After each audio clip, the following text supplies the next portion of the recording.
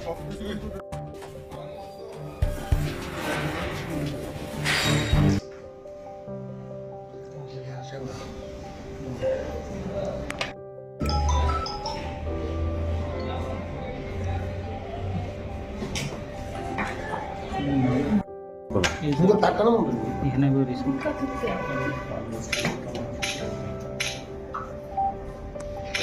2025 তারিখে একটি গোপন খবরের রাত্রেবেলা আমাদের গোয়ালাবস্তিতে একটি ড্রাগস এগেন্সে রেড করা হয়। তখন 3 জনকে অ্যারেস্ট করা হয়।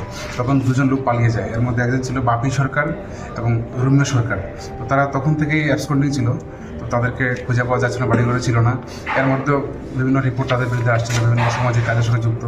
তো গত 29 তারিখ আমরা বাপি সরকারকে অ্যারেস্ট করি এবং কোর্টে 3 দিনের রিমান্ড চেয়ে প্রেরণ করি। তো কোর্ট আমাদের 3 দিনের রিমান্ড অ্যালাউ করে। তো আজকে আবার তাকে 3 দিনের রিমান্ড শেষে কোর্টে প্রডিউস করা হবে এবং তার ইন্টারোগেশনের ভিত্তিতে আমরা রুমিও সরকারের লোকেশন পাই।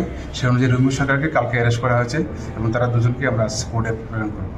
কোথা থেকে অ্যারেস্ট করা হয়েছিল? বাপি সরকারকে অ্যারেস্ট করা হয়েছে জিবি বাজার থেকে, আর রুমিও সরকারকে অ্যারেস্ট করা হয়েছে হরেকৃষ্ণপাড়া। তাদের নামে কি